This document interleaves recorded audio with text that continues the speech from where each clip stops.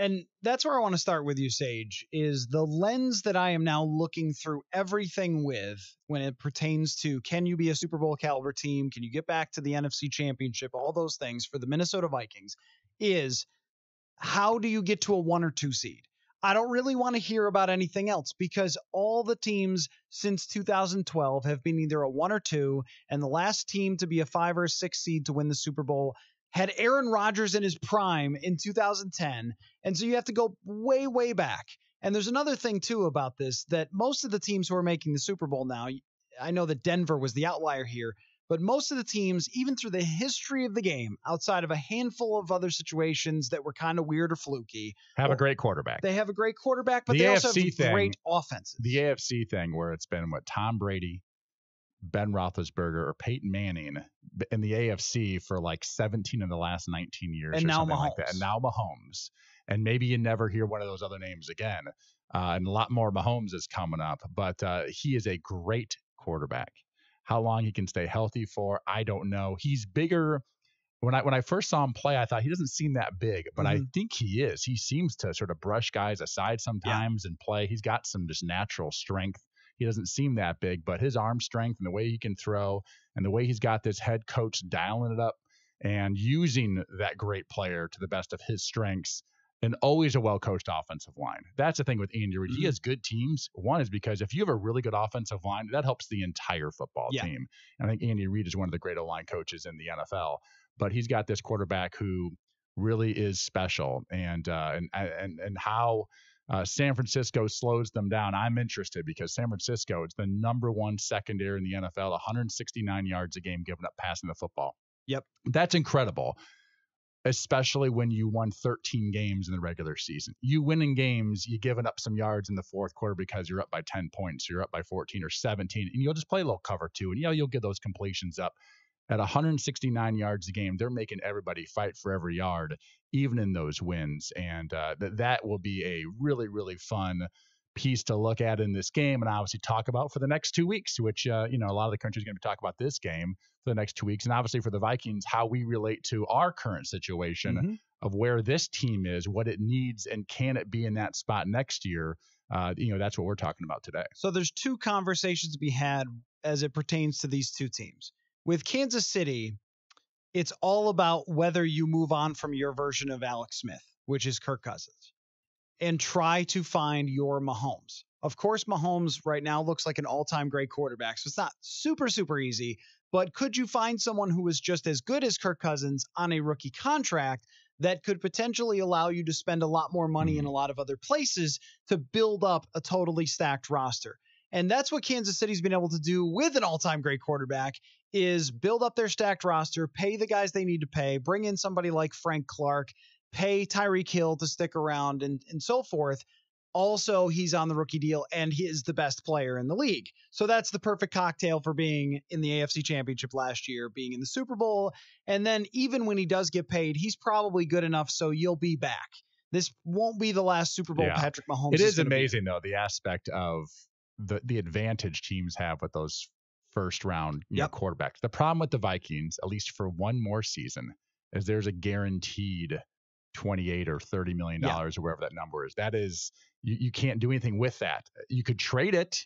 It's maybe one of those situations where teams like, we'll pay him 10, you'll pay the 20, but that's not going to help with the Vikings that much. So even if they draft somebody who they think is going to be the future of this franchise, if they don't think it's Kirk Cousins, that's going to be the Pat Mahomes, and going to rely on the quarterback. They need a lot of help around the current guy, because I look at him as I said, Alex Smith or Jimmy Garoppolo. What he did last night, he didn't have to do very much. That'd be nice. No, not that if much. Kirk Cousins in the playoffs and the regular season had some games where he was throwing the ball 15 times. Because they could run the ball for 200 yards and have all these running backs and all these designs, and you get the ball to these fast wide receivers who can take them to the house. And the creativity of the running game last night was a beautiful thing to watch. It really was. A guy who's been cut. This was not Adrian Peterson. This was not a young Ricky Williams. This was not Eric Dickerson. All right. This guy ran for 200 and some yards last night and was cut by 6 teams. Yes. 6 teams. That's it. I mean, it is incredible what they did with a rotation of running backs. And then you watch him run, you're like, how did that guy not make teams? He flies. Yeah. You know, he's like Aaron Jones. He runs a lot like Aaron Jones. I mean, he just gallops and he's got some serious juice to him. But the way they put that running game together with Kyle Shanahan, with Mike McDaniel, who's the run game coordinator, John Benton, who's the O-line coach, it's a beautiful thing to watch. And it's rare that you get to go into, and against a Packers defense that wasn't terrible against the run this year. You know, and they did a lot of things that caused the Vikings problems. One thing we talked about during the season, by the way, is they were up the field a lot in the Vikings games, which made the bootleg game harder, right? Yep. Hard to get outside. But allowed them to be able to run the first time when they were at Lambeau. And the 49ers just kept running the football with those upfields, Darius Smith up the field. Mm-hmm. And there were some big lanes in there. So that was sort of a masterpiece of the modern day running game. And by the way, it wasn't just zone. We watch Vikings games and we watch this Kubiak, Rick Dennison thing. There's some great runs. They do a lot of inside, outside zone, occasional.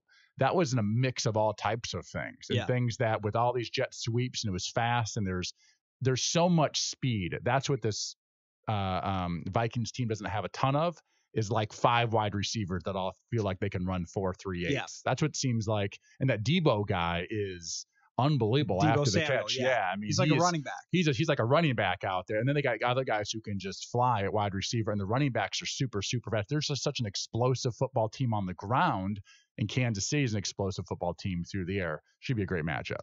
So with the two teams looking at them through the view of how can the Vikings beat them, with Kansas City, we agreed that there's really only the one route. That's not the game plan. The Vikings aren't going to win playing Kansas City football. Right. Does that make sense? The only thing you can really take away from them, because Kansas City football is set up your playmakers to get the ball, and then that guy does something stupid. Like that, and you can only cover one of these tight end, Travis Kelce or one of these receivers for so long. Right. They got a couple guys who can roll out too.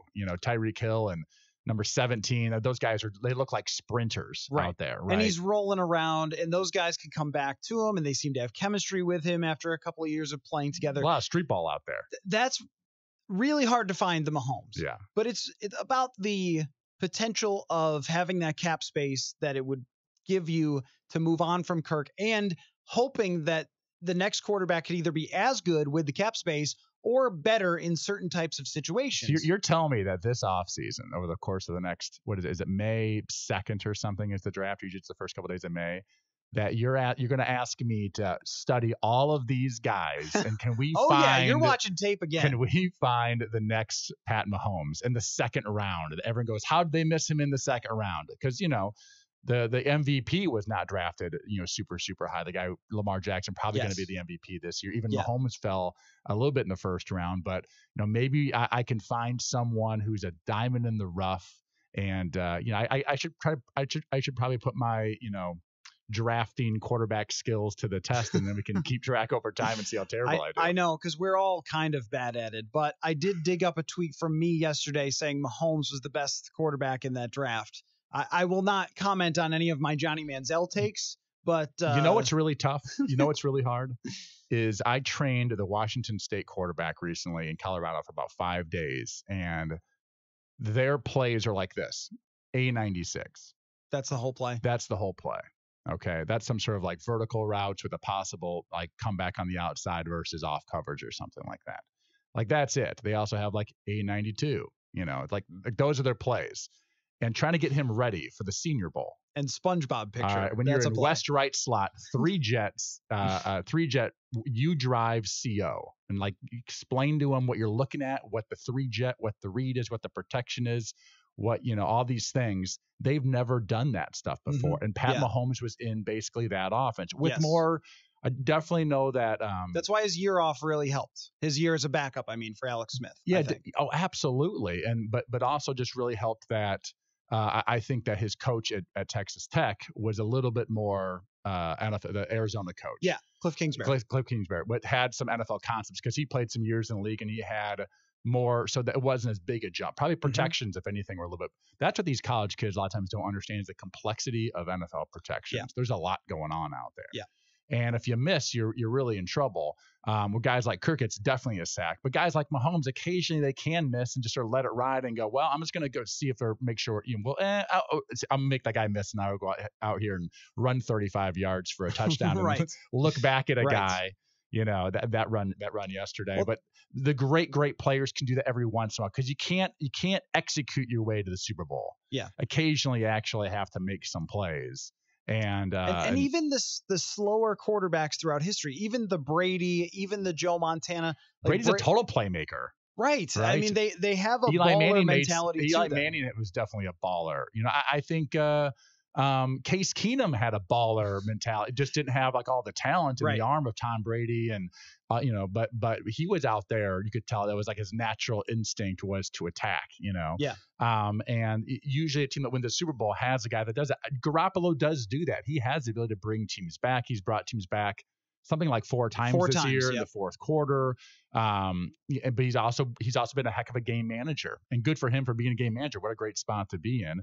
And so he does have that ability to put his team, on their own 10-yard line. You got 55 seconds. You got one timeout, get us in field goal range. He's done that once or twice this year. So, that is something that is huge. That's the clutch aspect of it. There's game manager and there's clutch, and sometimes clutch is being a playmaker.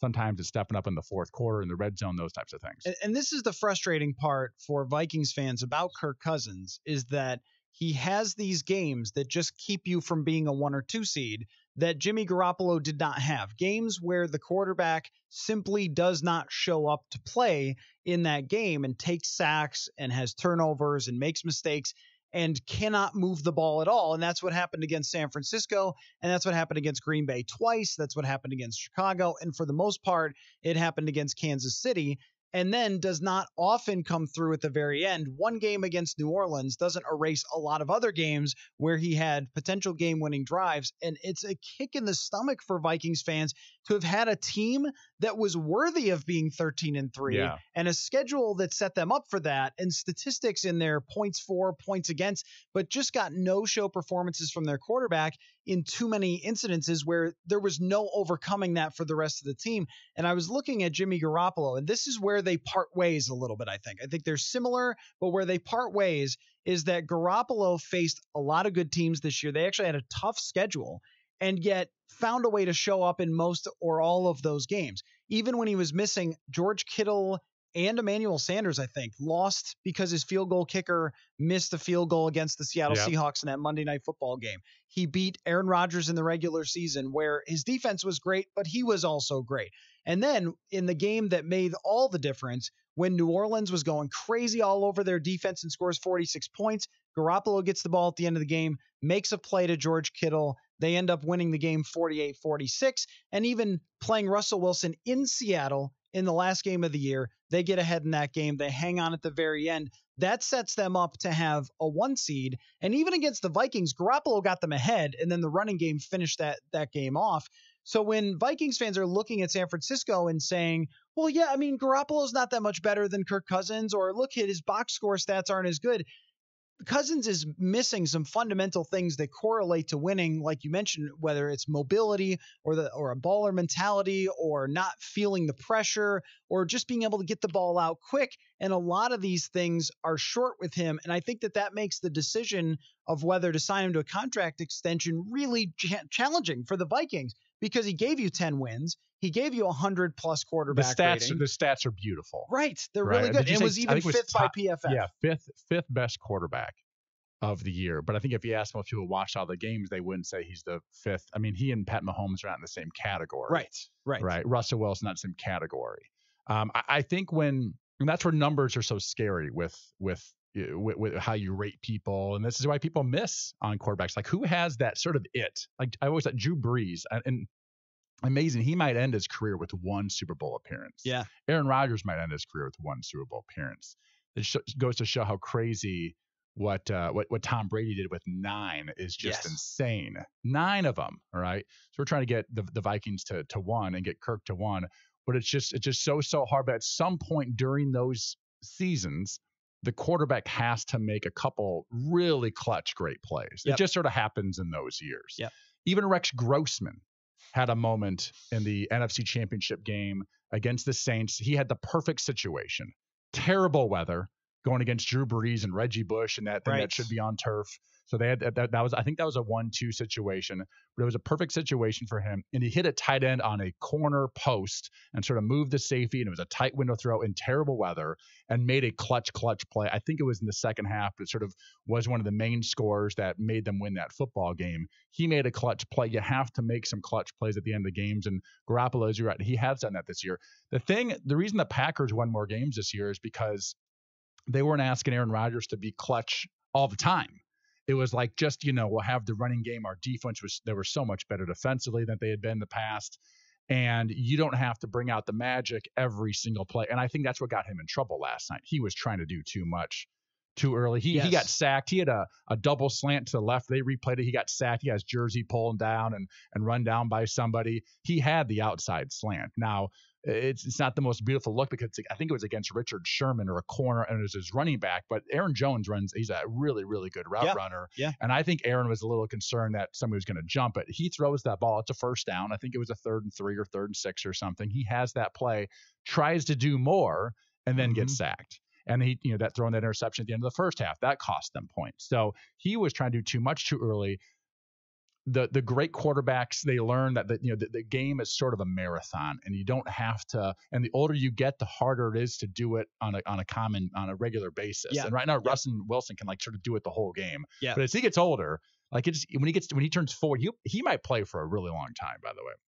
But when he turns 40, that's how Peyton Manning won his late Super Bowl, is by sort of allowing the team to sort of go. Now, if he needs that 2-minute drive, he's going to be money on that 2-minute drive and work his way down the field. But, to not have to bring out all the magic stuff, first, second quarter on first and second down, let the team sort of, dictate who wins and loses in those battles. Yeah. And even John Elway late in his career didn't have the huge statistics, but won the Super Bowls in part because they built up their roster, and then he did enough. Illegally. Wasn't it illegal or something? Did they there was no salary cap thing at that point? I think they got busted.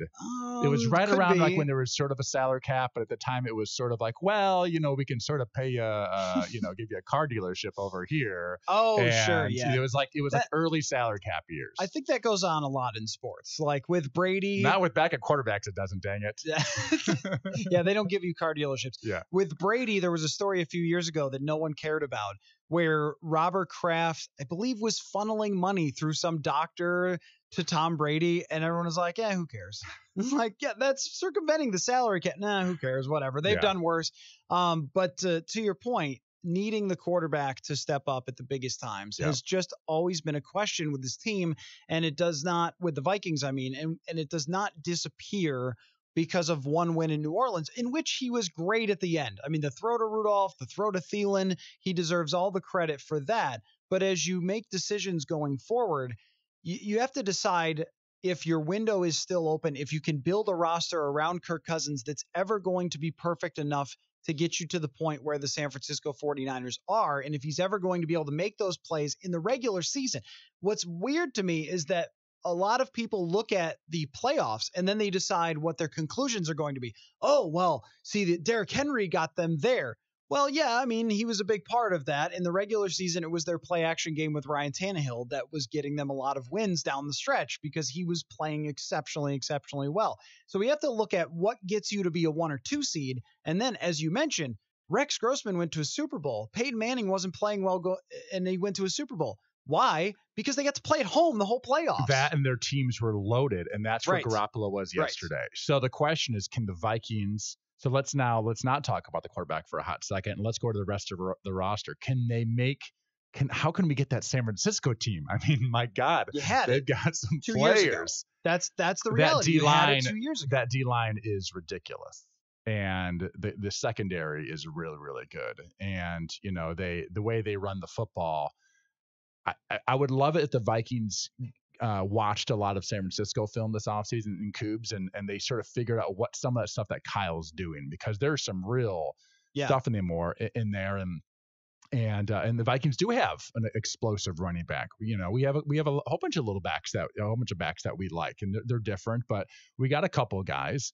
Running game is a strength for us, but if they could add a little more creativity to it, I'd like to see Dalvin Cook in some of those holes last night that the 49ers were carving up on that defense that the Vikings couldn't do that well against this year in the regular season. Well, I think if we're looking forward, we would say that the offense, assuming that whoever takes over for Kevin Stefanski carries on a lot of the same things and then adds to it, adds new wrinkles to it, can still be pretty good. Yeah. And Kirk Cousins will have some regression. There's just no way around it. I mean, can we say this also? This is the first year of this offense, and this is Kyle's fourth year, right? So you have to sort of build, you have to have the sort of the building blocks of how all these things work, and the players to sort of get the details, and it just takes years and reps and games. And the left tackle's been there for a while, and a couple of guys that the running back's been there for a while. So everyone starts to get a real feel for it. Then you start adding pieces to that menu. Yes. Oh, well, now we'll do it with this type of jet sweep. Now we'll do it. We won't block the 3 technique instead of the defensive end, and we'll do this, and it creates this type of hole.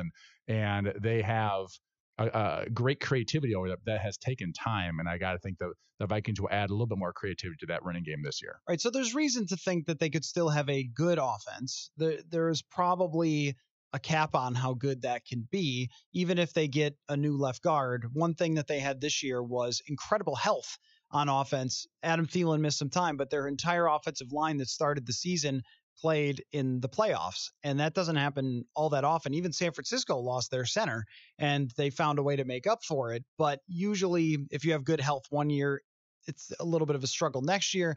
We don't know if the person calling plays will be as good at calling plays as Kevin Stefanski was, things like that. So, there's always those questions. But even if we assume it's going to be a good offense, now there's a lot of holes to fix on the defensive side. Yeah, they spent some draft capital last year, so we do have some inexpensive but yet very good offensive players. Correct. Right. 2 running backs on the cheap. Right. Number 2 tight end, sort of number 1 tight end. But he won't be on the cheap for much longer. Yes. Yeah. One of them. Okay. Wide receiver is expensive. Right. But after the top 2, very inexpensive, seems like to me. Right. So, and the offensive line, they have a rookie center, so he's very inexpensive, but it's an interesting offense, and this team is not getting any younger, and these windows of, adding more players, and this guy's going to want to get paid. And, some of the defensive players who are paid well, but not performing that well. I think there's going to be a lot of change this offseason for Minnesota. I think so too. And that's why when we make the San Francisco comparison, I think it was the last 3 years that the Vikings were San Francisco. They just didn't get there. Yeah. And now you're kind of not. You're kind of on the other side of the mountain a little bit. And this offseason will be, how do you get back to that level of team? And usually it doesn't happen in 1 year. And San Francisco had to be horrible for 2 years to get some